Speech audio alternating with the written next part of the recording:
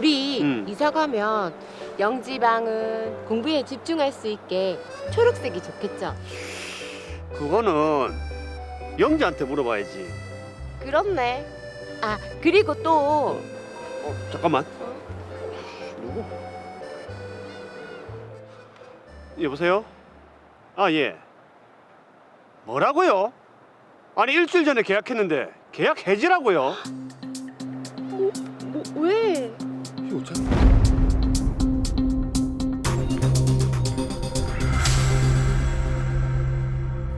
자, 이제 도장 찍으시죠. 아, 네. 보자. 계약금은 1억 맞고요. 계약금 입금된 거 확인하셨죠? 네, 확인했어요. 지금 전세 살고 계시는 분 보증금이 3억이니까 그럼 2억만 더 드리면 되는 거 맞죠? 네, 맞아요. 아내분이 꼼꼼하시네요. 아니, 근데 이분은 계약이 얼마 안 남으신 거 맞죠? 네, 8월이 계약 만료예요. 그때 전세를 더 연장하시던가 아니면 들어오시던가요. 아, 저희는 들어오려고요. 아, 저희 애가 이번에 고등학교를 근처에 가게 됐거든요. 그럼 딱이죠. 애들 학교 때문에 이 아파트로 사람들 많이 이사 옵니다. 전세를 끼고 매매 계약을 하신 거네요.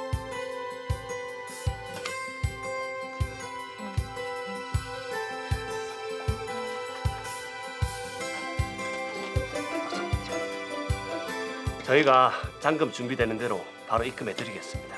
네, 그래요. 편한 대로 하세요. 그러면 여기 특약사항에 잔금 지급일 전이라도 잔금이 마련되면 최보현 씨에게 지급한다. 이렇게 적어드리겠습니다.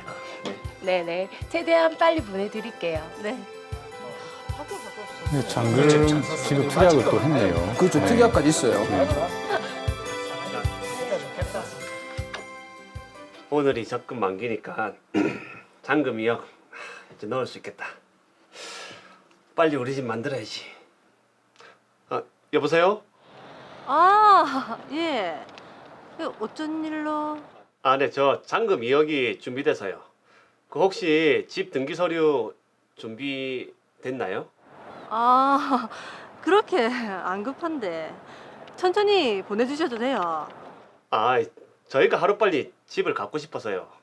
이번이 저희 첫 집이거든요. 아, 근데 요즘 주변 시세가 좀 많이 올랐더라고요. 아, 그래요? 혹시 내가 계약금 돌려주고 취소하면 안 되겠죠? 안 됩니다. 그 저희 애 학교 때문에 이사 가는 거라서요. 아, 알겠어요.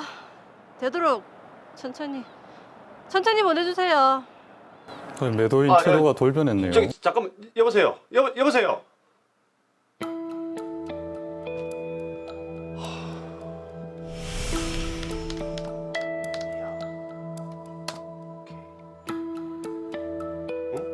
이 뭐고 이거?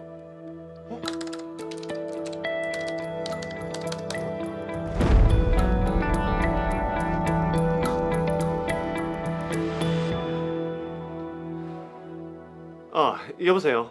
아이고, 집 진짜 잘 사신 분이네.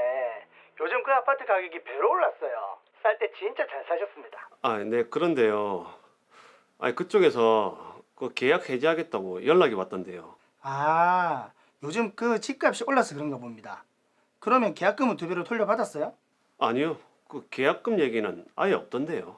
그거는 계약서에 써져 있는 건데. 아, 그래요? 잠시만요. 아니, 근데 그 내용 증명에는 그런 내용이 안 적혀 있던데 이거 어떻게 하면 될까요? 아, 그거는 나도 잘 모르겠는데 법원에 가면은 공탁인가 뭔가 하는 제도가 있다 그러더라고요. 그쪽으로 한번 알아보세요.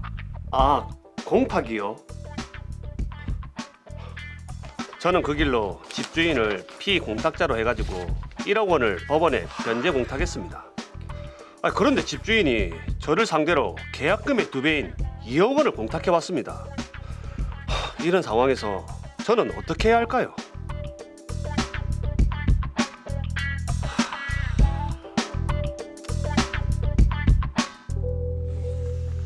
네, 자, 계약을 했는데 집값이 올랐다고 계약을 무르자고 하는 바람에 문제가 생긴 준기 씨의 사연입니다. 실제로 이런 사례들 저도 주위에서 몇 번 들었거든요. 이제 매매 계약을 하고 나서 집값이 오르니까 집을 팔려고 했던 그 집주인의 마음이 변하는 거죠. 그렇죠. 예.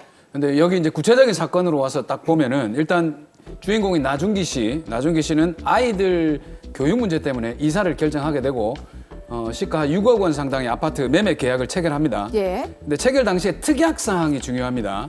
잔금 지급일 이전이라도 잔금을 마련하는 대로 지급하기로 그렇게 특약을 하게 됩니다. 얼마가 지나지 않아서 잔금을 지급하겠다고 그렇게 얘기를 했더니 그 사이 아파트 시세가 올라서 이 매도인인 보현 씨가 계좌, 그러니까 예금 계좌의 거래를 정지시켜서 돈을 안 받겠다 그렇게 예. 얘기를 하고 있는 겁니다. 그래서 이제 준기 씨가 공탁이라는 또 법적 조치를 취하게 되는 그런 상황이죠. 네, 자 그것만 보면 매도인의 태도 변화로 인해서 생긴 법적 분쟁인 것 같은데, 근데 이 사례의 문제가요, 부동산에 특별한 조항이 인쇄돼 있었다고 하거든요, 나 변호사님. 네, 이 부동산 매매 계약서의 부동 문자, 그러니까 처음부터 계약서에 인쇄되어 있던 문자로 네, 매도인은 매수인이 중도금을 지급하기 전까지 계약금의 배액을 반환하고 계약을 해지할 수 있다라는 조항이 인쇄되어 있었습니다. 예. 아까 화면에서 보신 것처럼 중도금 뒤에 괄호 열고 중도금의 약정이 없는 경우에는 잔금이라고 이렇게 인쇄되어 있었거든요. 그래서 이게 문제입니다. 이게 왜 문제가 됐습니까? 네, 보통 계약금, 중도금, 잔금 이렇게 나눠서 매매대금을 지급하게 되잖아요. 그쵸. 그런데 이 사례는 중도금 없이 계약금과 잔금만으로 나누어서 지급하기로 되어 겁니다. 예. 그래서 해석을 해보면 매도인은 매수인이 잔금을 지급하기 전까지는 계약금의 배액을 반환하고 계약을 해지할 수 있다 이렇게 되는 것이죠. 예. 그런데 문제는 매수인인 나준기 씨가 잔금을 지급하려고 하니까 매도인 최보현 씨가 계약금의 2배를 지급하겠다라는 그런 언급도 없이 단지 계약을 해지하겠다라고만 통보를 했고, 이 계약 해제를 통보할 때에는 원래는 이 배액도 같이 주면서 통보를 해야 되는데 네. 그렇게 해제 통보를 계약금의 배액 없이 하다 보니까 과연 이런 해제 통지가 유효하느냐, 적법하느냐 이런 게 문제가 되는 거죠. 네. 그런데 이런 상황에서 나준기 씨가 법원에 공탁을 하니까 그때서야 이 최보현 씨가 계약금의 2배인 2억 원을 공탁해서 또 문제가 되는 겁니다. 그런데 이제 이 사례의 경우를 보면은 잔금을 지급하겠다는 그런 의사를 가지고 대금까지 준비를 한 상황입니다. 그렇죠. 예, 그럼 이 거의 계약이 다 됐다라고 완성이 됐다라고 봐도 다름이 없는 건데 이런 경우에 변호사님 보기에 어떻습니까? 역시 경력직 사무장님답게 네. 이 중요한 포인트를 예리하게 잘 지적을 하셨는데요. 그렇군요. 네, 나준기 씨가 잔금 2억 원을 다 마련해둔 상태에서 미리 지급하기로 했던 그 특약에 따라서 잔금을 주겠다라고 연락을 하니까 최보현 씨가 그 돈을 안 받으려고 자신의 계좌에 거래 정지를 신청을 해서 거래 정지가 된 겁니다. 예. 이런 경우에 나준기 씨가 돈을 지급하려는 것을 이행의 제공 또는 구두 제공이라고 하고 최보현 씨가 안 받겠다라고 하는 것을 채권자 지체라고 합니다. 네. 그러니까 돈을 받을 채권자가 늦게 받겠다라고 한다거나 또는 받지 않겠다라고 한다는 거죠. 예. 이런 경우에는 실제로 돈이 지급되지 않더라도 돈이 지급된 것과 같이 취급을 합니다. 그래서 이미 잔금이 지급된 셈으로 치겠다는 거죠. 그러니까 이행의 행위를 했기 때문에 실제로 지급되지 않았어도 지급된 것과 같은 상황이었다 이런 말씀이신데, 저 그러면 이제 앞으로 어떻게 되는 건가 이런 상황에서는? 네, 아까 부동 문자 이렇게 말씀드렸는데요. 네. 보통 계약서에 보면 컴퓨터로 미리 다 인쇄를 해놓은 그 문자들, 글자들이 있잖아요. 있죠. 네, 그런 것들을 이제 움직일 수 없는 글자라고 해서 부동 문자라고 하는데요. 아. 여기에 보면 매도인은 매수인이 잔금을 지급하기 전까지 계약금의 2배를 반환하고 계약을 해지할 수 있다고 하지 않았습니까? 네. 그렇죠. 그래서 설령 최보현 씨가 해제 통지를 하면서 계약금 2배를 같이 반환했었다고 하더라도 예. 이미 잔금이 지급된 뒤에 한 해제 통지가 되어버리기 때문에 그런 해제 통지는 잔금 지급 이후에 한 거라서 하나 마나한 것이 되죠. 아. 그런데 실제 최보현 씨는 아예 나중에 잔금 일부까지 공탁 받고 나서야 계약금 2배를 공탁을 했거든요. 네. 그래서 이런 경우라면 더더욱 해제되었다라고 보기는 어렵지 않느냐 이렇게 생각이 됩니다. 그러니까 해제를 하려면 일찍 좀 이렇게 계약금이 2배를 물고 해제 통보를 했어야 되는 거네요. 그렇죠? 네, 그렇습니다. 변호사님, 그런데요. 보통 실제로 계약금에 배를 물고 계약을 해지하는 경우가 드물지 않습니까? 그러니까요. 네, 일반적인 경우에는 이미 정해진 매매 대금을 뭐 계약금이나 잔금 지급 시기에 수수하고 이제 네. 등기를 하면 아무런 문제가 없죠. 그렇죠. 네, 그런데 작년처럼 갑자기 집값이 급등하게 되는 경우에는 매도인의 입장에서 보면 계약금의 배액을 지급하더라도 계약을 해제해서 더 많은 시세 차익을 얻기 위한 이제 실질적으로 계약금의 2배를 지급하고 해지한 사례가 굉장히 많았습니다. 그럼 뭐 맞아요. 예를 들면 6억짜리 아파트면 네. 계약금을 6천만 원을 줬는데 그렇죠. 1억 2천을 배상을 하더라도 2억 이상이 올랐다 더 하면 많이 올라버리니까. 그렇죠. 2억을 다시 받는 상황이 되니까 뭐 계약금의 배액을 지급하더라도 차익이 한 2억 정도 나면 매도인 예. 입장에서는 당연히 해약을 하려고 하죠. 오. 자, 다시 드라마 사례로 돌아가 보면요. 계약 후에 보면 보현 씨가 통화를 할 때 이러잖아요. 잔금을 천천히 거북이가 걸음마 하듯이 보내주세요. 연기한 거예요? 좀 해봤습니다. 예. 그리고 어떤 경우에는 집주인이 뭐 보증금은 중도금은 넣지 마세요. 이런 경우도 있거든요. 이것도 좀 계약에서 영향이 있습니까? 네, 이런 것도 마찬가지로 매도인의 입장에서는 여차하면 계약을 해지할 수 있겠다. 그런 시간을 보려고 하는 것일 수가 있습니다. 그래서 특별한 사정이 없는 한은 이 매수인 입장에서는 계약을 할 때 지급일보다도 먼저 돈이 마련된다면 가급적 빨리 지급을 해두시는 것이 계약을 파기당하지 않고 안전하게 계약을 지킬 수 있는 방법이 되겠습니다. 계약할 때 여유가 된다면 중도금을 좀 같이 줘버리는 것도 방법이겠네요. 네, 그렇죠. 네.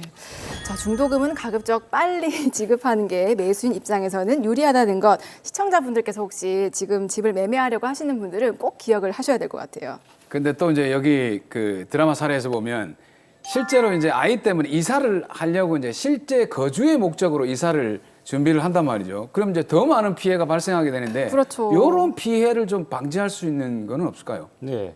사항 같은 경우는 이제 특약사항을 둬가지고 그런 사항을 위반하는 경우를 대비해서 계약 당시에 그 책임 부분을 명시하는 것도 방법이 됩니다. 아, 계약서상에 예, 그렇죠. 아예 그냥 만약에 이런 일이 있을 경우에는 더 높은 배상액을 정할 수도 있네요. 예, 아까 변호사님께서 말씀하신 대로 계약사항의 특약사항은 가장 우선시돼야 되는 사항들이라서 그걸 명시해 놓으면 이런 부분들을 방지를 좀 할 수가 있습니다. 근데 말이죠. 이게 계약금하고 잔금만 있잖아요. 근데 중도금이 없어요. 근데 이게 중도금이 있고 없고의 문제가 좀 달라지나요? 어떻습니까? 네, 지금까지 논의한 것을 이제 법에서는 해약금 해제라고 합니다. 그러니까 계약금을 일종의 이제 해약을 할 수 있는 권리를 유보한 상태에서 미리 지급한 돈이라고 보고 그 돈의 배액을 상환을 하면서 해제하는 것을 이제 해약금 해제라고 하는데요. 예. 이 해약금 해제는 이행의 착수가 있기 전까지 가능하고 이행의 착수가 있고 난 이후에는 불가능합니다. 예. 그럼 이제 이행의 착수가 뭐냐 이런 게 이제 그렇죠. 많이 궁금하실 텐데 대법원은 특별한 사정이 없는 한 중도금의 일부를 지급하여도 이행의 착수가 있었다고 봅니다. 예. 그리고 앞서 말씀드린 것처럼 원래 지급하기로 한 날짜보다 먼저 중도금을 지급을 해도 그것이 적법하다라는 것이 대법원의 입장입니다. 그래서 만일 중도금 약정이 있는 경우라면 그 중도금이 준비가 되었다면 미리 지급하시는 게 좋은데요. 이때 따져보아야 될 것이 계약금 해제 통지와 이 중도금의 입금 중에서 어떤 게 더 빠르냐. 바로 이걸 따져봐야 됩니다. 중도금을 더 빨리 지급하면 해제를 할 수 없는 거네요. 그렇죠. 근데 중도금을 지급하려고 했는데 그 전에 지급을 못하던 차에 이런 통지를 받고 계약금 배액도 돌려받았다. 그럼 해제. 예, 그러면 해제가 돼버리는 거죠. 중도금 진짜 중요하네. 이게 거의 시간차. 그러니까. 굉장히 중요한데. 네. 자, 이건 저는 좀 다른 부분인데요. 혹시 저렇게 계약이 만약에 파기가 되지 않습니까? 그럼 부동산 중개인인 순덕 씨가 과연 중개 수수료를 받을 수 있을까요? 없을까요? 그러네. 역시 어떻습니까? 그 중개인까지 생각하시는 세심한 이 진행이신데. 그건 대본에 없는 건데요. 네, 보통 중개 수수료는 이제 잔금을 치르고 등기를 이전받고 난 다음에 지급하게 되는 것이 관행입니다. 그렇더라도 중간에 계약이 파기되는 경우라면 그 계약 파기 시점까지 중개인이 진행을 한 그 부분에 대해서만큼은 정산을 해서 지급해야 합니다. 그러니까 일한 만큼은 지급을 해야 된다는 얘기네. 예, 그렇습니다. 그런데 이제 문제는 얼마로 정산을 할 것인지 이런 거에 다툼이 생기거든요. 그래서 합의가 안 된다면 결국에는 법원의 판단을 받아볼 수밖에 없습니다. 네. 근데 다만 이때 중요한 것은 이 계약 파기가 되기까지 그 중개인에게 과실이 있느냐 없느냐입니다. 그래서 과실이 없어야만 청산해서 청구를 할 수 있겠죠. 그리고 시청자 여러분들께 굉장히 중요한 팁을 하나 드리고 싶은데요. 아까 네. 전에 보면 저희가 계약금, 중도금, 잔금으로 이렇게 지급 시기를 정하는 건 최근의 트렌드는 아니라고 봅니다. 요즘에는 계약금과 잔금만 정하지 중도금은 잘 정하지 않는데 그러면 일반인 시청자 여러분들께서는 나는 계약금과 잔금 계약만 되어 있어서 중도금은 없기 때문에 계약금 배액을 주고 내가 해지당하면 어떻게 되는지 굉장히 불안해하실 수 있잖아요. 그렇죠. 네, 그런데 실질적으로 저희가 소송을 해보면 계약금과 잔금이 정해져 있더라도 잔금 중에 일부를 이제 중도금처럼 중도금이란 말을 안 하셔도 잔금 중에 일부 금액을 매도인에게 이체를 하면 네. 실질적으로 중도금으로 보고 계약의 이행에 착수를 했다고 봐서 계약금 해제를 못한다고 하는 것이 판례입니다. 잔금이 이제 중도금 역할을 하는 거네요. 굉장히 중요하네요. 왜냐하면 요즘 전부 계약금하고 잔금만 딱 이렇게 돼 있거든요. 저도 얼마 전에 집 팔았는데 그렇게 돼 있었거든요. 이게 진짜 꼭 구매를 하려면은 일단 돈을 넣어야 돼. 돈을 넣어요. 돈을 넣어야 돼. 자, 계약을 할 때는 또 꼼꼼하게 한번 따져보시고 뭔가 함정은 없는지 생각해 보셔야 된다는 점 말씀을 드립니다. 부동산 매매 관련 또 법률 정보들 많이 얘기해 주셨는데요. 시청자 여러분들께서도 꼭 기억을 하셔서 매매하실 때 손해보지 않도록 또 챙겨보시기 바랍니다.